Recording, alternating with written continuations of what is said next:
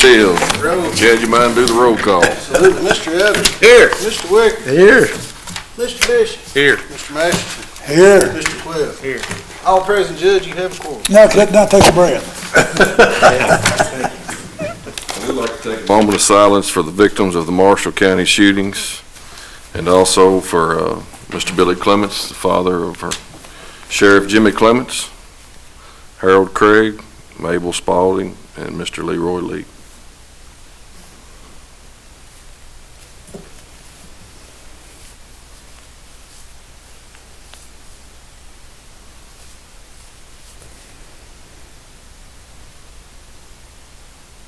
Thank you all. Appreciate it.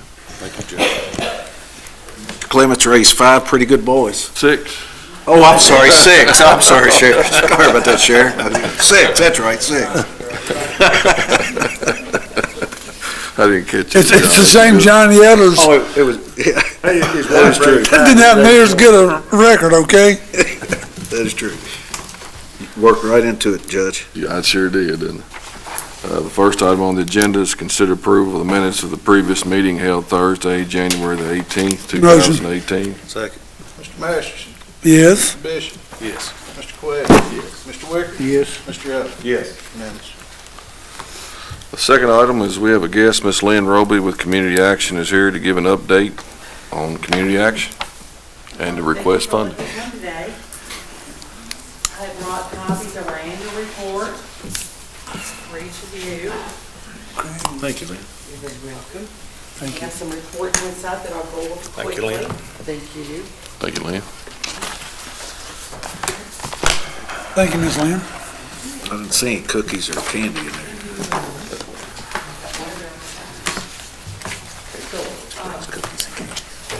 want to talk to you a little bit about community action. Things are really going well, and I definitely wanted to tell you that a lot of it's due to our judge executives and our his support, especially you all.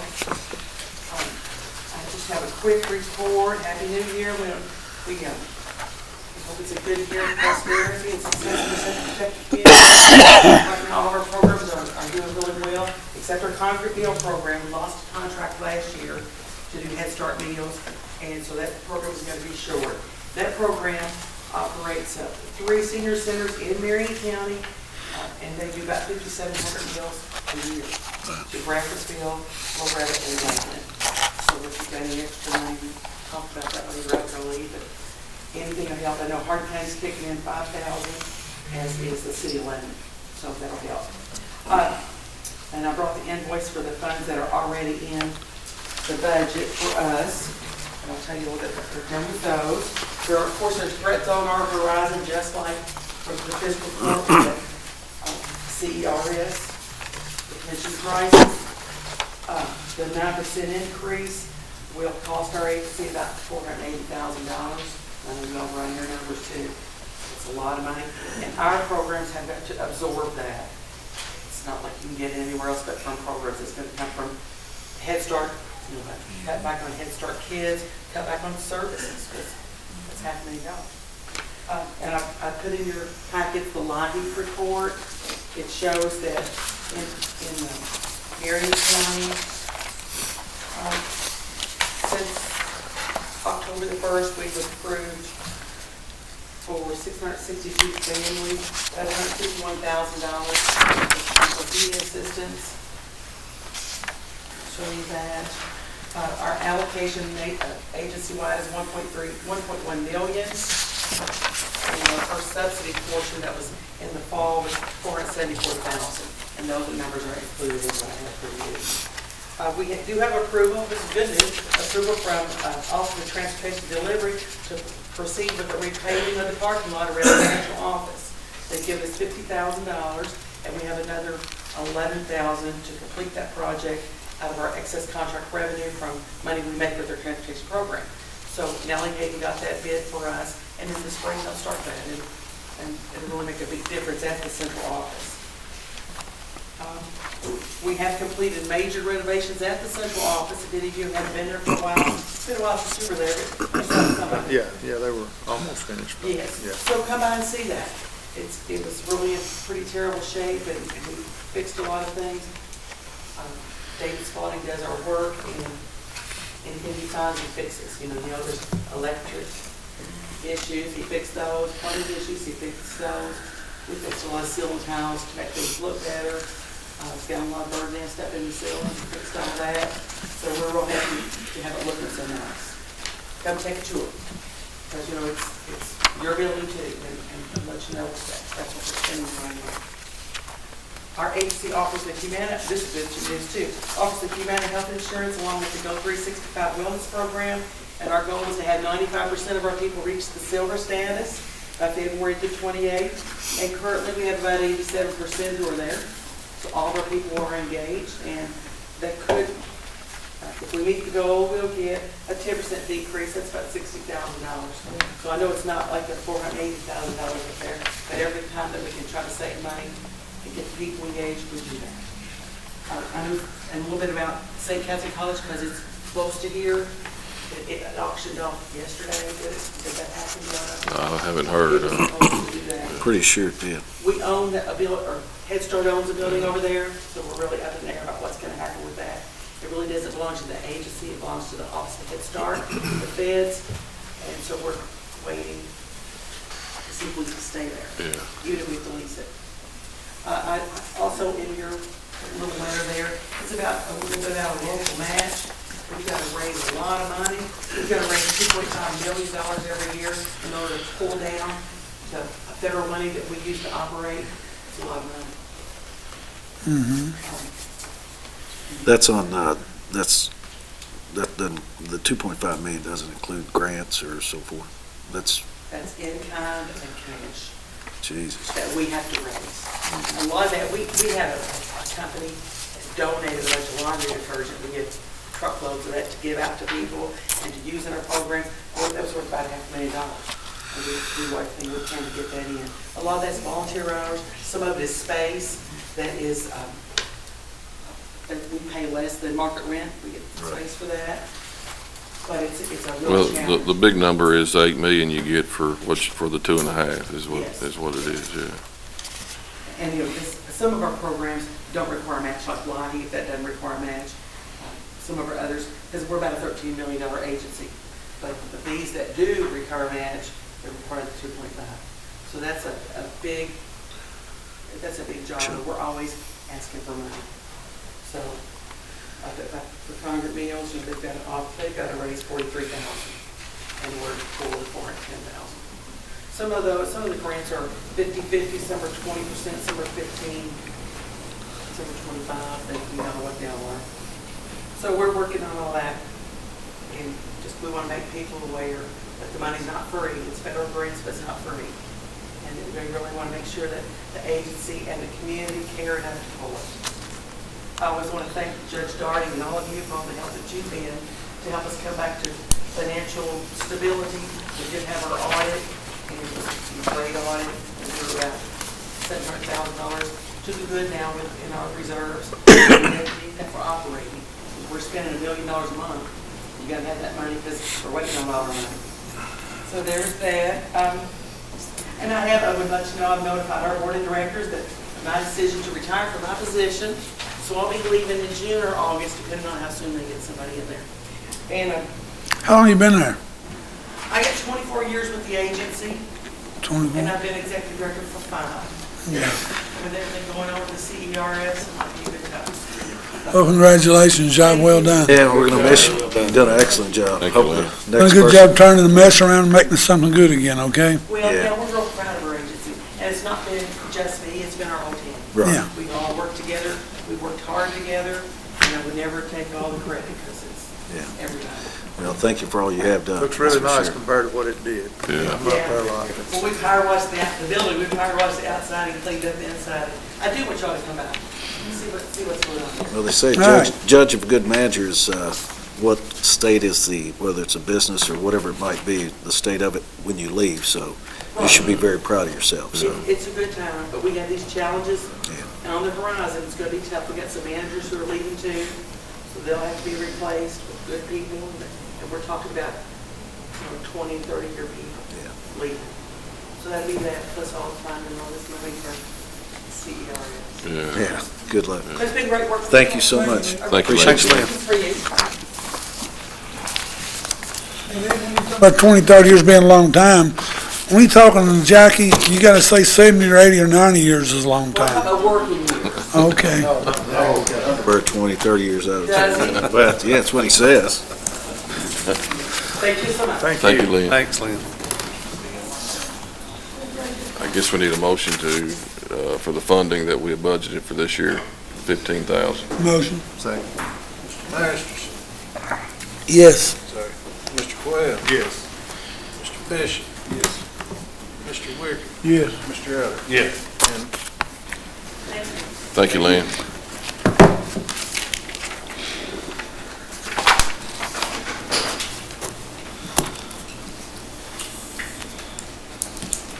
Next item on the agenda is the first reading of an ordinance relating to the creation of a non-exclusive franchise to use the public rights of Marion County for the operation and maintenance of a telecommunications system.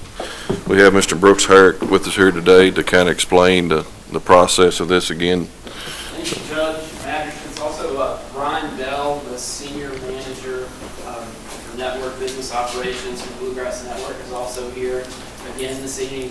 Thank you, Judge, and the magistrates for having us here. I know you guys heard a lot about this a couple weeks ago. I wasn't here, so I'm going to maybe refresh it, and I apologize if I'm telling you things you already know. Bluegrass Network is a subsidiary of Bluegrass Wireless, which you may have heard of, a local telecommunications provider in the area for about 25 years.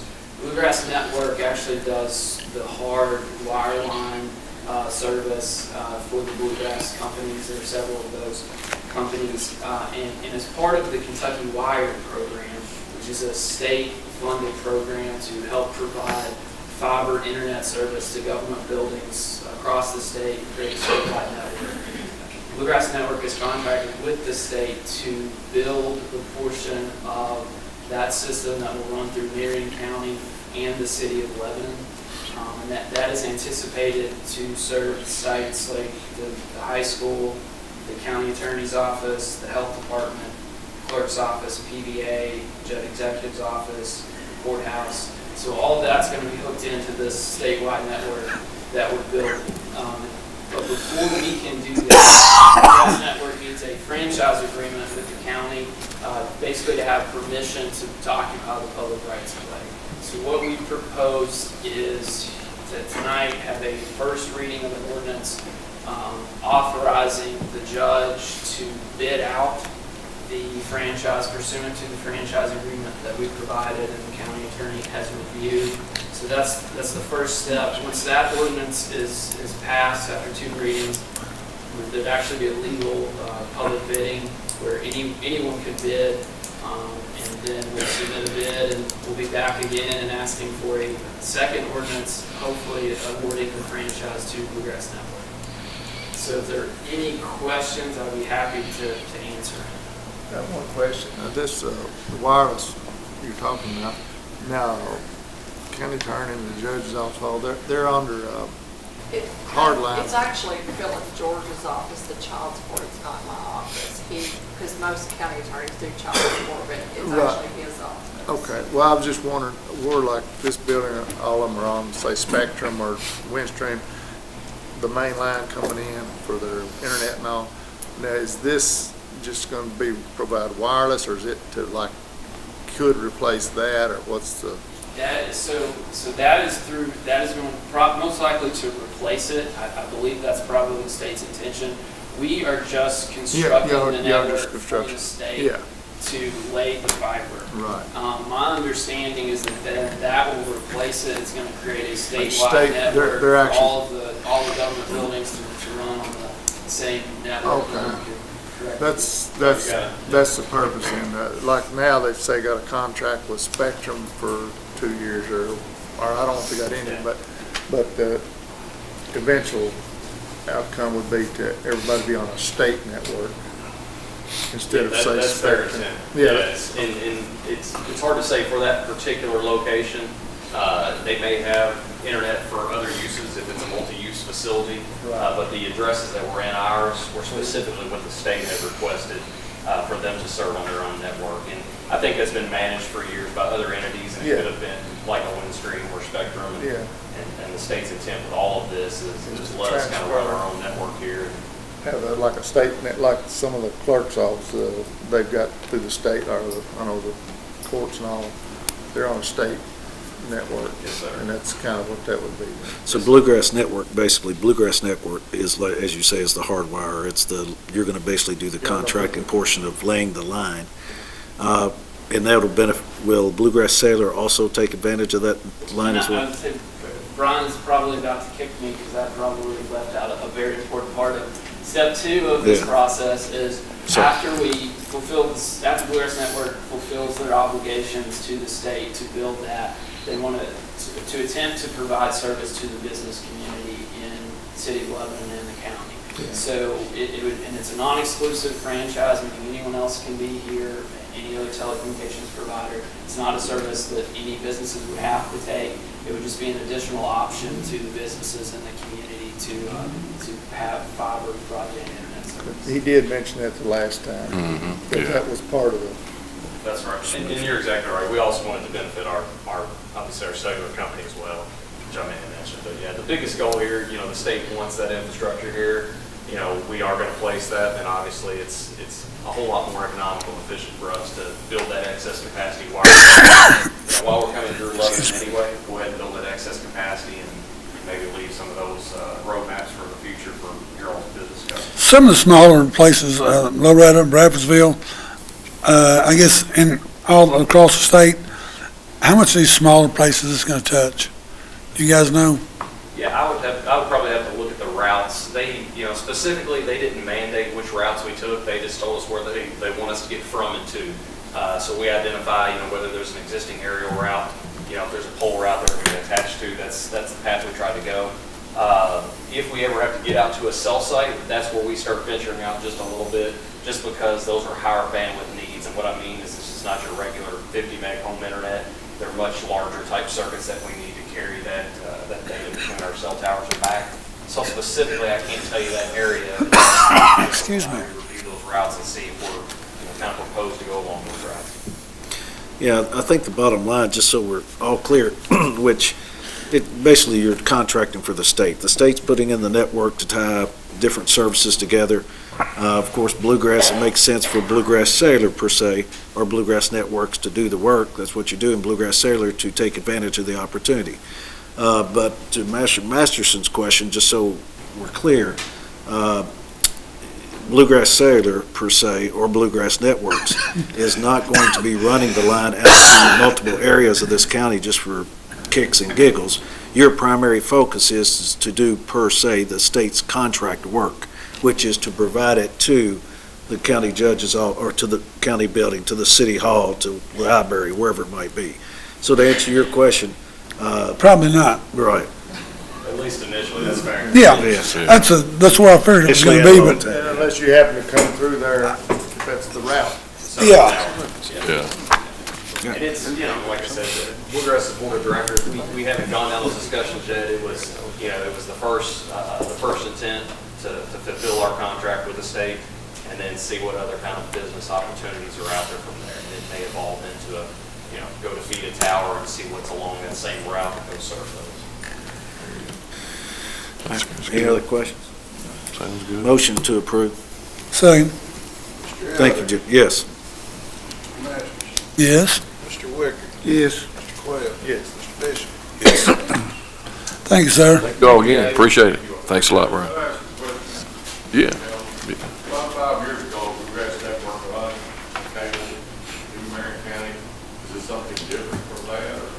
It is, yeah. We weren't able to touch all these locations the state needed today, so we had to basically extend some of those routes that we went through 3 or 4 years ago, 4 or 5 years ago, it was, just to try and reach these new locations. So is that cable obsolete? No, absolutely not. I want to say at the time we placed 48, the fiber cable would have capacity 48 strands of glass. The state needs much, much more than that to serve some of these offices. So we had to basically come back along to those same routes and just kind of beef up the capacity. So this new cable will follow that same route. Some of the same routes, and then branches off to serve some of these offices that we didn't touch today. Because they came from Springfield to here and then on to Campbellsville, I think. Yeah, we went through Campbellsville for, Campbellsville, third to Danville. up towards Harrisburg, and then we looped it back around towards Elizabethtown. So on this run, we will also serve Springfield for the state government there. So. And what's the time frame you said it would? In Marion County, my contractors and engineers say, as little as 6 to 8 weeks, once that make-ready's done. I think you remember a couple weeks ago, I was saying that we've got to wait for Windstream. Yeah, the make-ready's was. Yeah. Yeah. That's unfortunate, where I said we've spent some significant dollars with them already and prepaid to get them to raise or lower cables so we can attach, but just got to be at their mercy right now. Okay, all right. So.